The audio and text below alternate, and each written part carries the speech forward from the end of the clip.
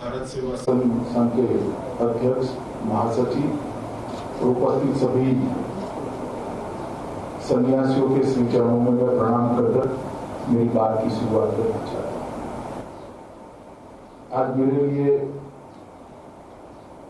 बहुत सौभाग्य की बात है कि जिस दिन चैतन्य महाप्रभु और श्री रामकृष्ण परमहंस का जन्म हुआ, उसी दिन मैं आज युगाचार्य प्रणवानंद जी के यहाँ पर 8 साल बीते उस जगह पर चेतना प्राप्त करने हेतु मैं उपस्थित हूँ। भारत सेवाश्रम संघ की स्थापना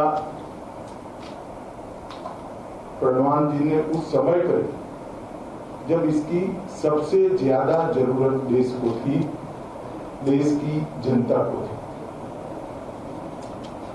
और उस वक्त स्वधर्म और स्वदेश और स्वराज इसकी बात करना और इसके बारे में चेतना को जागरूक करना, इसकी नितांत जरूरत थी।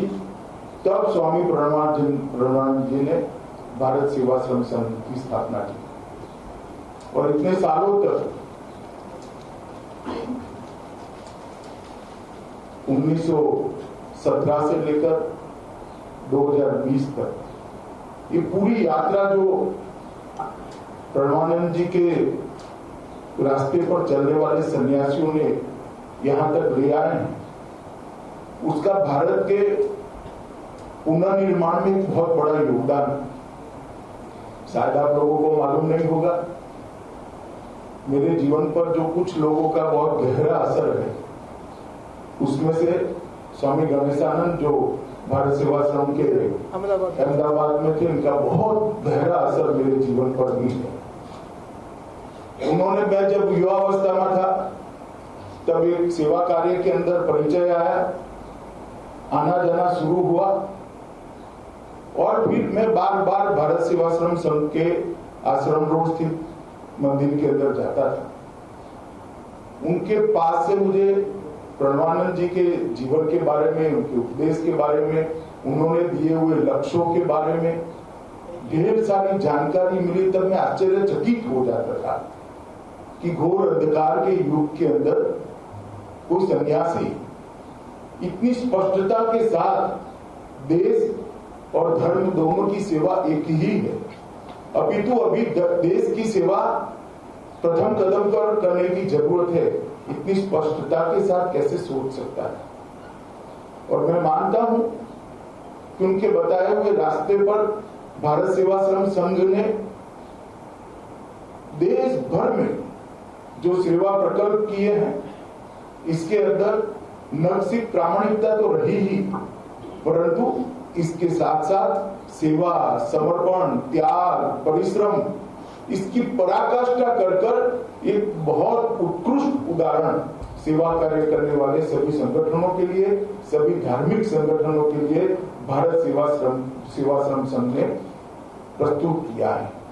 और मुझे श्रद्धा है कि यही रास्ते पर अनेक सालों तक, अनेक दशकों तक ये संस्था मां भारती की सेवा करती रहेगी, हमारे धर्म की सेवा करती रहेगी और सबको संगठित कर हमारी कल्पना का हिंदुस्तान बनाने के लिए निश्चित रूप से ही आप सब प्रयास। आज हम सब यहाँ बैठे हैं, मैं यहाँ रहकर आपके साथ संवाद कर रहा हूँ और ये भूभाग अगर आज भारत में है तो उसमें स्वामी प्रणवानंद जी का बहुत बड़ी भूमिका है। अगर उन्होंने ये प्रेरणा श्यामा प्रसाद जी को न दी होती और बंग न होता तो शायद यहाँ पर आप बांग्लादेश में, वो बंग की जो घटना थी, जो प्रणवानंद जी के प्रेरणा से हुई, इसी के कारण आज पश्चिम बंगाल का यहाँ पर अस्तित्व है।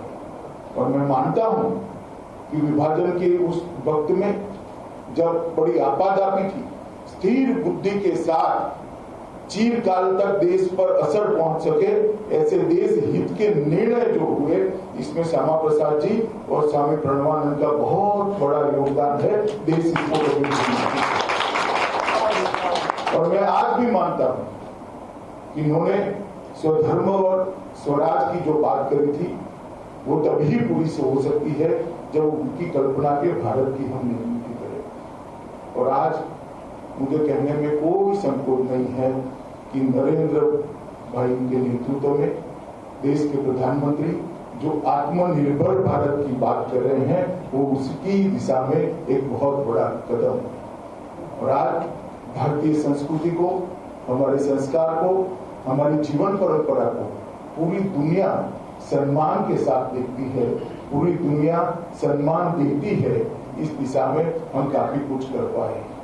मैं आज यहाँ आया हूँ, जब से मैं इस भवन के अंदर कदम रखा मुझे मालूम है यहाँ प्रणवानंद जी के जीवन के कई साल बीते।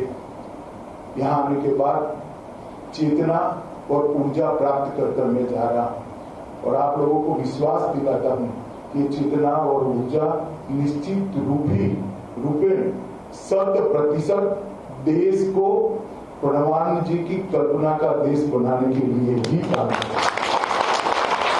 भारत युवा संगठन जिस प्रकार से आज भी मूल चीजों को लेकर, मूल बातों को लेकर अपने आप को स्थिर रखे हुए हैं, वो बहुत कम संस्थाएं कर पाती हैं। और इसलिए मेरा मानना है कि स्वामी प्रणवानंद जी के जीवन, उनका जीवन कवन, उनका उपदेश भारत के ज्यादा से ज्यादा युवाओं तक पहुंचे।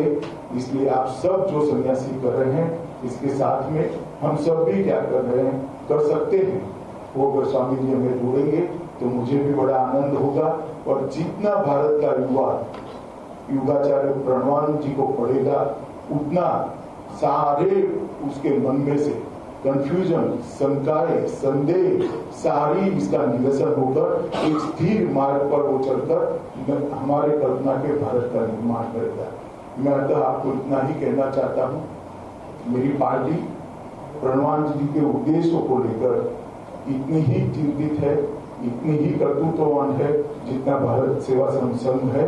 अतः मैं मेरे सभी साथियों की ओर से आप सभी ने यहाँ पर हम सबका जो स्वागत किया और प्रणवानंद जी के स्थान के दर्शन करने का लाभ लिया, इसलिए हृदय से मैं आप सबका धन्यवाद करकर मेरी बात को समाप्त करता हूँ।